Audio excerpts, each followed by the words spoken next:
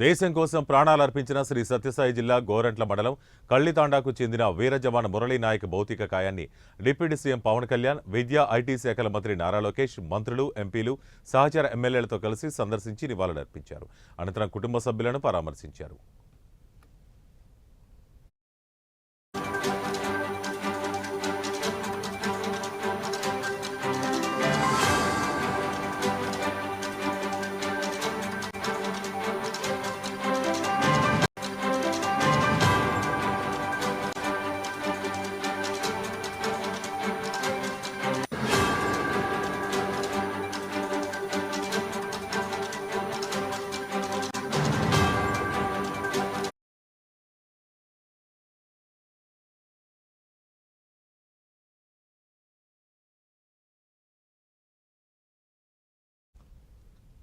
India, Pakistan మధ్య గత 4 రోజులుగా క్షణక్షణం టెన్షన్ వాతావరణం నెలకొంది. భారత్, పాక్ మధ్య తీవ్ర ఉద్రిక్తతలు చోటు చేసుకోవడంతో ఎప్పుడు ఏం జరుగుతుందన్న ఆందోళన నెలకొంది. పాక్పై భారత సైన్యం విరుచుకుపడింది. పాక్ను కోలుకోలేని దెబ్బ కొట్టింది. భారత్, పాక్ వారిలో తెలుగు జవాన్ మురళీ నాయక్తో పాటు మరో 2 వీరమరణం పొందారు.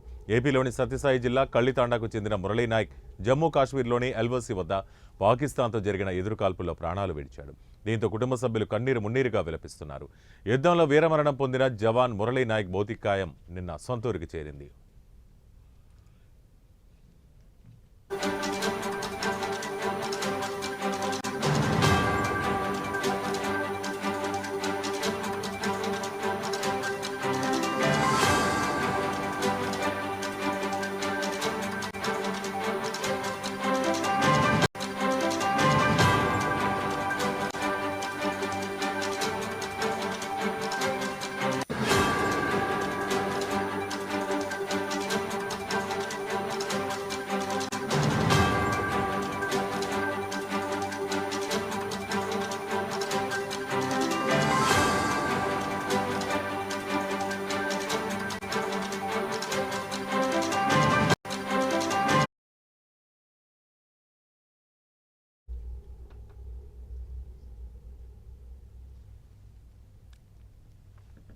ఇక మురళి భౌతిక కాయాన్ని శ్రీ సత్యసాయి జిల్లా గోరంట్ల మండలంలోని గడ్డం తాండా పంచాయతీ కళ్లితాండాకు ఆర్మీ అధికారులు తీసుకొచ్చారు. కుమారుడి మృతదేహం చూసి మురళి తల్లిదండ్రులు బోరున విలపించారు.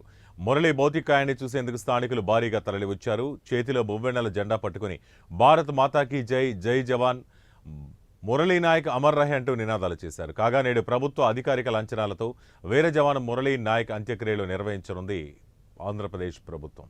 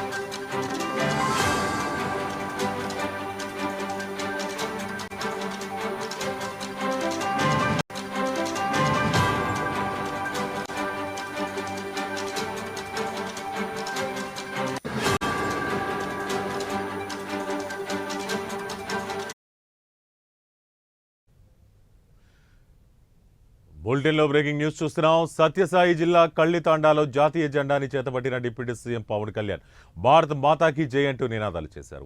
అమరవీరుడు మురళీ నాయక్ కుటుంబాన్ని పరామర్శించడానికి వచ్చిన డిప్యూటీ సీఎం జాతీయ జెండా పట్టుకున్న యువకుల నుంచి జాతీయ జెండాను తీసుకున్నారు.